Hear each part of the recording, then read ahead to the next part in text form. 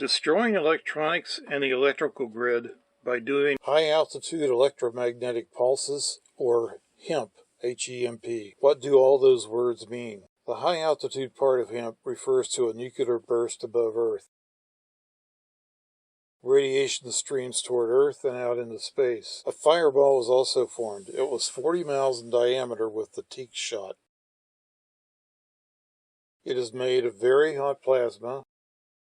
It also has a tremendously powerful magnetic field.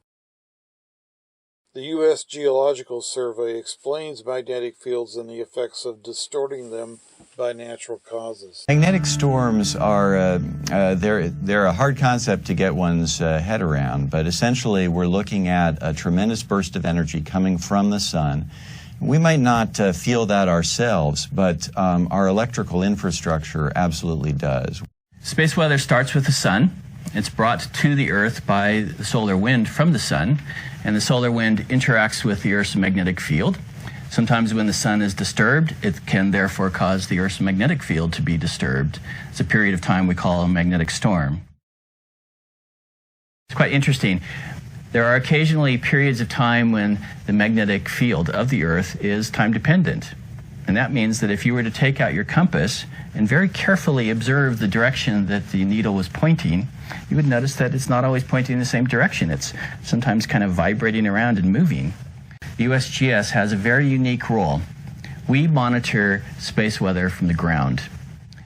In effect, we are monitoring and essentially exploring space without ever leaving the surface of the Earth. The USGS operates a network of magnetic observatories. They are distributed across the United States and including our territories in the Pacific and in Puerto Rico.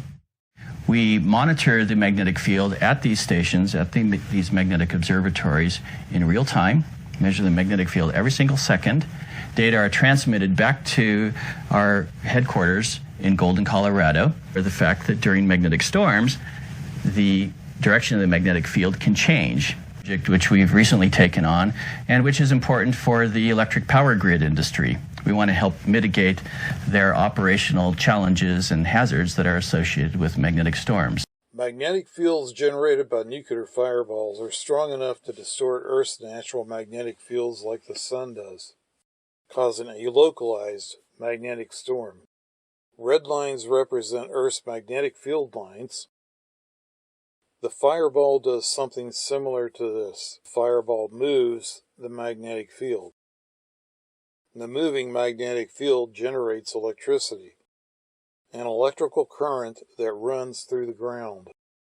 It's a massive flow of current forming two circuits. One of them flows clockwise, the other one flows counterclockwise. America's electrical power grid is extremely vulnerable, causing large, expensive transformers to literally burn out. Roughly speaking, this is the part of the power grid that's at risk. High voltage power lines interconnect the power grid across the entire continental United States. After the Cold War, both sides exchanged test data. Russian test number 187 established 93 miles as the optimal altitude to cause maximum damage to the electrical network. A single warhead detonated over Columbus, Ohio, results in a collapse of the grid and blackouts in blue shaded areas. A single warhead over Gary, Indiana, blacks out this blue shaded area.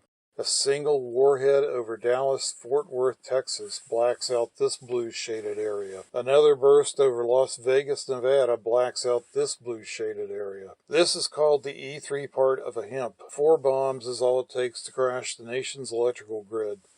Harmless to humans, but this much damage is going to take a long time to repair.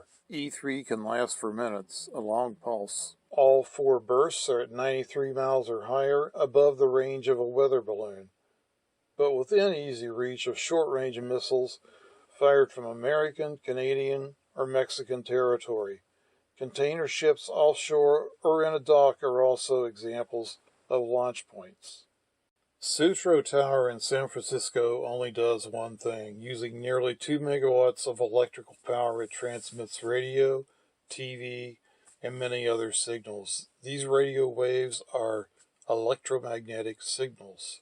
Broadcasting TV is a continuous signal. If you were to turn it on briefly, then turn it off quickly, that would be an electromagnetic pulse. If human eyes could see radio waves, Sutro Tower would glow very brightly. Antennas receive the TV and radio signals even at great distances.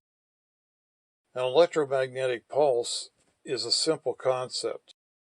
How long the pulse lasts and the amount of power make all the difference in the world. When electricity runs through a wire, like this animation shows, that causes radio or electromagnetic waves to be created. The strength of the electromagnetic waves depends on the amount of electricity that runs through the wire. Receiving those signals is very similar to transmitting them. When a radio wave hits a wire, an electrical current is generated. Understanding what the electrical signal means is the job of all the electronic circuitry in your TV, radio, cell phone, GPS, Bluetooth, and other devices you use all the time. The transmitter uses a lot of electrical power, but the receiver works using weak signals because of the distance between the two. Any metal that conducts electricity is an antenna. This has been a problem in electronics design since the field started. This printed circuit board has wires throughout it. There are obvious wires in this board, and the light green areas within the board itself are also wires called traces. Shielding the wires from picking up signals is a major design goal in any piece of electronics. The spurious electrical signals will crash almost any computer. Back to space.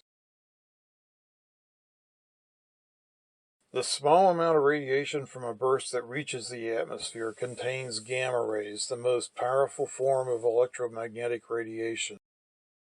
The source layer is 13 miles thick, surrounding Earth just like the rest of the atmosphere. Its distinctive properties are the thinness of the air, thin enough to allow the following to happen. Air is mostly oxygen and nitrogen gases. The green line represents a gamma ray. The gamma ray is so powerful that it blasts an electron out of the oxygen atom's orbit when they collide. High energy means the electron moves at nearly the speed of light. The gamma ray continues on at a different angle than before. The electron travels in its own direction. The gamma ray is still very energetic, so it can collide with another electron. The second electron is knocked out of its orbit. Both the gamma ray and the electron go their separate ways. The gamma ray is still powerful enough to knock more electrons out of their orbits. Gamma rays lose a lot of energy within each collision and eventually stop knocking electrons around. The air is rarefied at the altitudes of the source layer, so an astounding number of electrons are free and moving fast in a downward direction.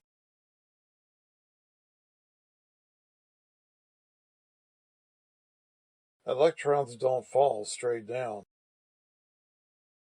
They gyrate along magnetic field lines. This movement of electricity turns the electrons into a transmitting antenna. A nuclear burst 300 miles over Kansas creates an EMP that hits almost the entire continental United States. This bullseye diagram shows how much area is affected depending on the height of the nuclear burst. The HEMP effect clearly hits both Canada and Mexico very hard. Since neither country has any real military capability, retaliation is solely America's responsibility. Argus 3 was done in the 1950s. Today there are many countries with capable short-range missiles. HEMP is created lower in the atmosphere. The gamma rays pierce the source zone, creating high-energy gyrating electrons as they go. The first gamma ray bombardment causes the E1 part of the phenomenon. The second, or E2 part, is caused by delayed gamma rays and isn't as powerful as the E1. All of this, E1, E2, E3, and blinding light, happens simultaneously. Here are some electrical signal numbers to make this threat more real by using everyday objects. My truck's antenna is only 30 inches tall. It's vertical, so this is a lower electrical surge than a horizontal antenna would produce. Thousands of times more powerful than what the radio receiver is built to handle. Homeland Security has a document telling systems how to minimize the hemp electrical surge.